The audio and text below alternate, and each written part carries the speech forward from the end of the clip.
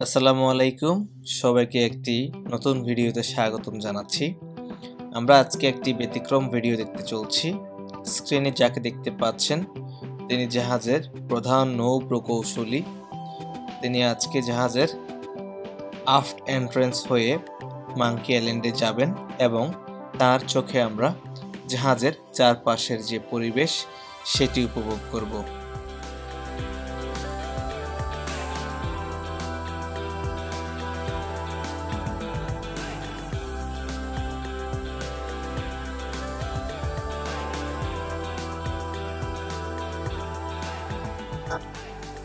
জাহাজে সাধারণত নটিক্যাল এবং ইঞ্জিনিয়ারিং দুইটি ডিপার্টমেন্ট। এই দুই ডিপার্টমেন্টের দুইজন হেড। ক্যাপ্টেন হলেন নটিক্যাল ডিপার্টমেন্টের হেড এবং চিফ ইঞ্জিনিয়ার হচ্ছেন ইঞ্জিনিয়ারিং ডিপার্টমেন্টের সর্বোচ্চ পদমর্যাদাধারী কর্মকর্তা।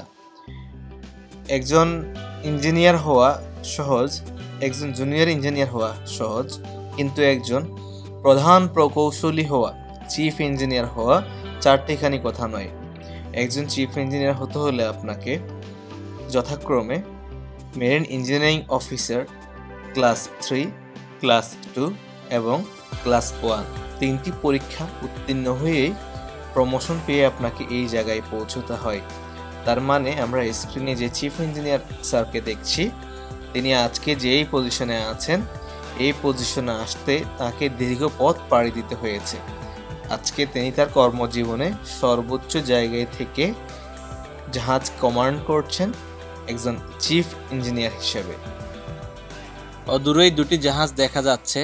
একটি জাহাজ আরেকটি জাহাজের পাশ দিয়ে চলে যাচ্ছে, মূলত ক্রসিং করছে। দূর থেকে দেখে মনে হচ্ছে বড় জাহাজটি ছোট জাহাজটিকে গিলে ফেলছে।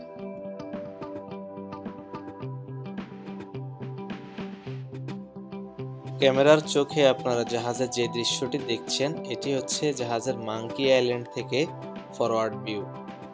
এটি হচ্ছে জাহাজের ডেক। একটি অয়েল কেমিক্যাল ট্যাঙ্কার জাহাজের ডেক এমনই হয়ে থাকে দেখতে।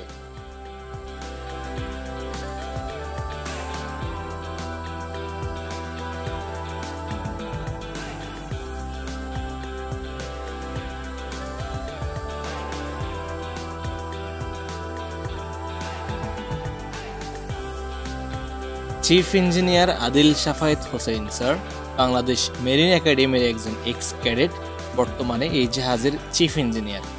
তিনি সহ এই জাহাজের captain, junior officer, junior engineer সহ সবাই বাংলাদেশের নাবিক।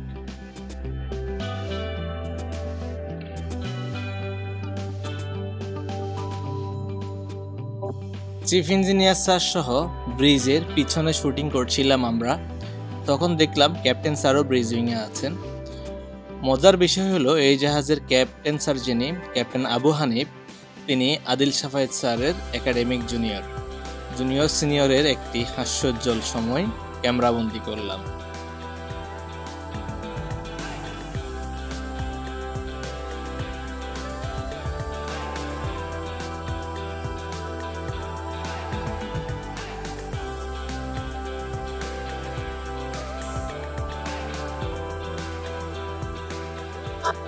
এরপরে আমরা চলে আসলাম চিফ ইঞ্জিনিয়ার স্যারের ডে রুমে।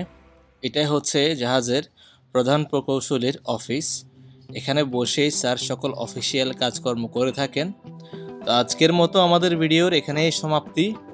সগৌরবে বাংলাদেশের নাবিকগণ আন্তর্জাতিক সমুদ্রে চলমান জাহাজে দাপিয়ে বেড়াক, সেই শুভকামনায় শেষ করছি। আল্লাহ হাফেজ।